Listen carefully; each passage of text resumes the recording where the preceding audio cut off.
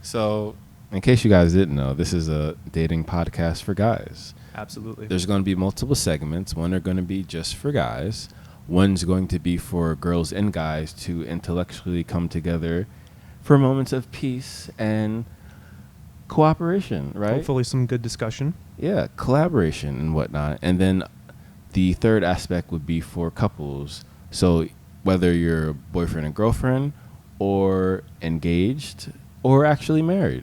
Absolutely. So any stage. Absolutely. So we're just curious about all those different aspects of being in a romantic relationship.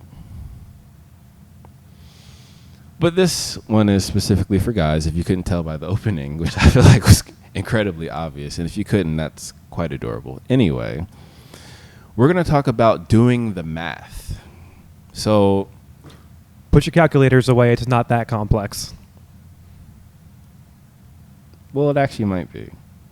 You actually might want to take the calculator back out. Yeah, get your pencils ready too. Yeah, be ready to show your work. Okay. Now, E, if you could you, because people like to think I'm a bit like my sun sign, which is Aquarius, a bit grandiose. But really? Why did I get that vibe? I have no idea. I think they're kind of making up. I feel like it's in their head. But in case I get too grandiose, I'm merely only doing it to illustrate the point further in a very poetic way. Absolutely. It is my poetic charm, if you will. To be fair, though, you have done the research, so it's not like these numbers are too exaggerated. They are not arbitrary. No. Great word choice. So, we're just going to do the ratio of men to women first, only because, for whatever reason, we do know the reason. Men are designed to be very traditional with women. But as we are, as we have experienced with not only our own dating experiences, but also with what we hear and see in the media, girls no longer want to be traditional. So it doesn't make any sense logically as guys, again, this is for guys, to go about your dating life in a way that isn't logical. Sure. So we're going to break it down all the way to the math. Now, I don't know about you, but growing up, I was terrible at math.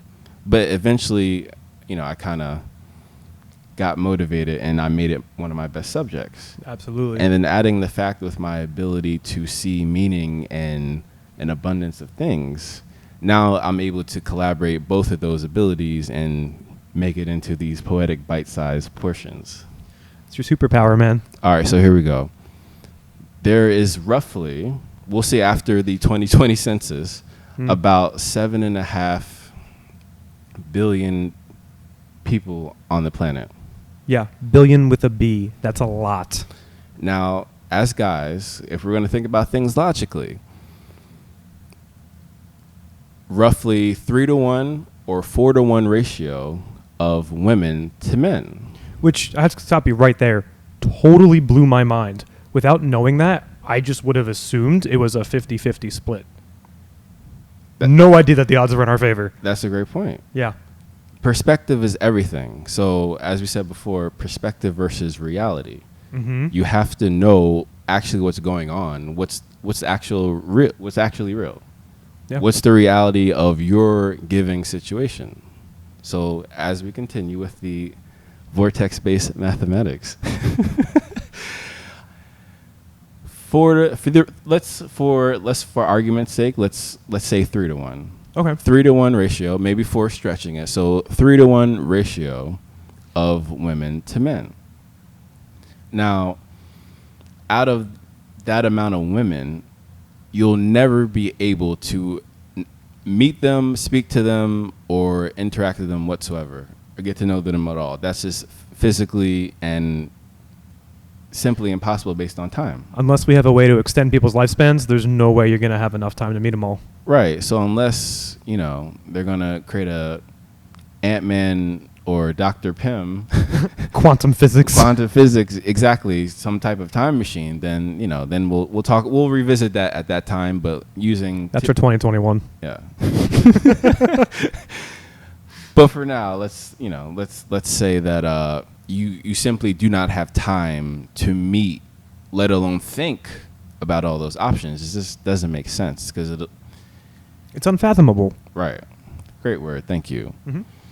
So it's unfathomable to even think about settling for options that you don't even know what options you have out there because you didn't even know the ratio of women to men. Right. You might think that you got 2 choices right in front of you when in reality there could be 3 or 4. 100,000. Thank you. Well, we're just doing the math here. That's all. We're not saying, oh, go after 300,000 women. That's outrageous. And That's again, ridiculous. You don't have the time for that. And I doubt anyone has the patience to deal with that many women anyway. I know I don't. So what we're saying, guys, is to be selective. After all, you are the minority in this instance. Mm-hmm. And unfortunately, you're also being discriminated against in the media. Yeah. And socially, even at work, for crying out loud, which shouldn't have any emotional aspects at all. It should just be about working because that's what you're there to do. You're not there to socialize. You're there to actually work.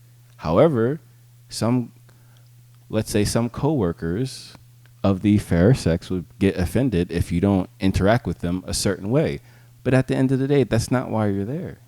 You're there to produce for yourself and for your career. So as I said before, no one wants to be with 300,000 women. I think the first step, though, in narrowing down what qualifies a woman is identifying what you want from a woman. And that's a long, hard, deep dive, maybe some meditation that you should do on your own to identify those worthwhile qualities. Thank you, E. Absolutely. So out of that, let's say 300,000, Mm-hmm. let's focus it on getting it under, let's say, under 1,000. Statistically, possibility, right? So think about your ideal candidate for a spouse, girlfriend, or, friend with benefits, whatever which you choose, whatever phase in life that you are. Focus down the same way you do when you get tunnel vision when you do work. Just honestly be introspective. Think about it. Think about what you're willing to tolerate and what you're not willing to tolerate. That's the great test, honestly. That's the best way to put it. I was going to say there's no wrong answers, but there's definitely better answers than others. That's true. But the best answer is always being honest and authentic. With yourself.